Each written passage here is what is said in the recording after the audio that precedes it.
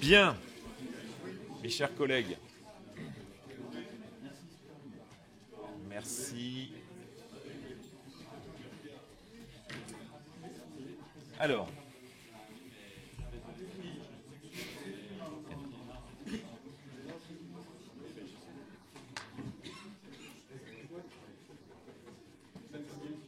bien.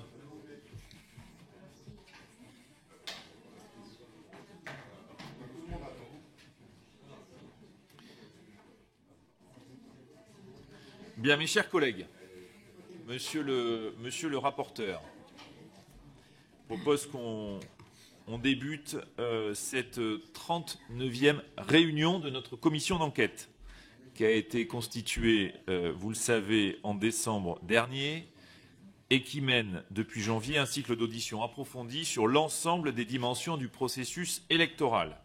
Inscription sur les listes, participation électorale, propagande, campagne officielle, rôle des médias, sécurité du scrutin, financement de la vie politique. À ce jour, nous avons entendu près de 120 personnes pour plus de 54 heures d'audition. Ce matin, nous avions prévu d'auditionner M. Pierre-Édouard Stérin, dans le prolongement de l'audition de M. Arnaud Rérol, directeur général de Périclès, qui a eu lieu la semaine dernière. Cette audition nous paraissait légitime au regard des éléments révélés par la presse et la volonté assumée dans le cadre de ce projet de mettre, j'ouvre les guillemets, une stratégie d'influence assumée en œuvre, à la fois politique, idéologique, opérationnelle, reposant sur la formation des élus locaux, l'accompagnement ciblé de formation politique, la constitution d'un vivier de cadres destiné à exercer, là encore, je cite les documents évoqués lors de la précédente audition, le pouvoir administratif et politique. Autant de questions, d'interrogations, qui nous semblent légitimes de poser dans le cadre des travaux de cette commission d'enquête.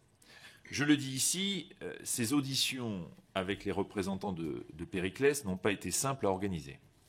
Le secrétariat de la commission a engagé vis-à-vis de M. Stérin des démarches dès le 10 avril.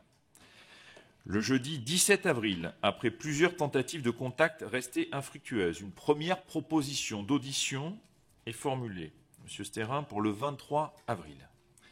Sans réponse, une convocation officielle est alors adressée par courrier recommandé avec accusé réception, signé de ma main. Le mardi 22 avril, un mail est reçu du cabinet de M. Rérol avec M. Stérin en copie, nous indiquant qu'ils ne pourront être présents le 23. Le jour même, je réponds personnellement pour proposer une nouvelle date, le 6 mai. Le 23 avril, une nouvelle convocation est donc adressée par mail à M. Stérin. Une réponse nous parvient rapidement, dans laquelle il propose finalement la date du mercredi 14 mai à 11 h, donc ce jour. Jusqu'à ce moment, à aucun moment, M. Stérin n'a formulé de demande d'audition en visioconférence. Hier, à 12h57, moins de 24 heures avant l'audition convenue, un premier message, signé cette fois directement par M. Stérin, nous parvient. Il invoque alors des raisons de sécurité et sollicite une audition en visioconférence.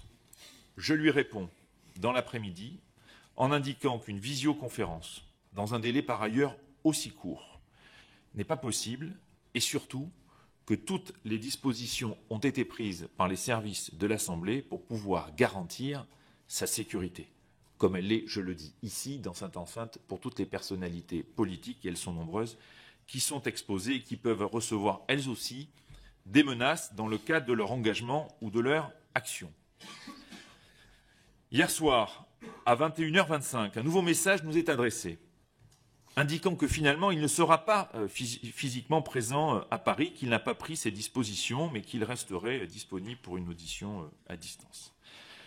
À 23h17, le secrétariat de la commission lui répond qu'il est attendu ce jour à l'Assemblée nationale, étant entendu que toutes les dispositions en matière de sécurité ont été prises pour permettre son audition dans les meilleures circonstances et dans les meilleures conditions. Ce matin, vous le notez, chers collègues, je suis forcé de constater son absence. Et je déplore cette absence, parce qu'il y a autant le dire, derrière ces échanges nourris et ces allers-retours depuis maintenant plus d'un mois, ce que je qualifierais d'une manœuvre dilatoire de la part de M. Stérin. Nous avons, je crois, été, avec Monsieur le rapporteur, le secrétariat de la commission, extrêmement compréhensif dans le choix des dates, plusieurs dates, renouvelées, s'adaptant à ces contraintes de calendrier, ces contraintes personnelles, et elles sont tout à fait acceptables, et nous avons toujours souhaité, dans le cadre de ces convocations et de la bonne tenue de la commission d'enquête, pouvoir, avec toutes les personnes auditionnées, trouver la souplesse nécessaire pour que ces auditions puissent avoir lieu. Je rappelle que nul ne peut se soustraire à une convocation, à une commission d'enquête, que j'ai rappelé à M. Stérin et à M. Rérol par courrier les raisons de fond pour lesquelles la commission d'enquête souhaitait les auditionner. Et je crois d'ailleurs que l'audition de M. Rérol la semaine dernière a démontré tout l'intérêt de cette audition, pour avoir des éléments d'information sur le projet Périclès et, comme j'ai eu l'occasion de le dire la semaine dernière, comment elle s'insère dans le cadre légal et réglementaire qui encadre notre vie politique et notre vie démocratique. Je rappelle que l'article 6 de l'ordonnance du 17 novembre de 1958 dispose que toute personne dont une commission d'enquête a jugé l'audition utile est tenue de déférer à la convocation qui lui est délivrée. La personne qui ne comparaît pas est passible de 2 ans d'emprisonnement, de 7 500 € d'amende. Constatant l'absence que je juge injustifiée de M. Stérin compte tenu des garanties qui lui ont été apportées s'agissant de sa sécurité, je souhaite, dans la foulée de cette audition, qui n'aura donc pas lieu, réunir les membres du bureau de la commission d'enquête afin d'échanger sur les suites à donner et pouvoir, à l'issue de la réunion de ce bureau, communiquer et à M. Stérin et au grand public les suites que nous entendons donner à son absence ce matin.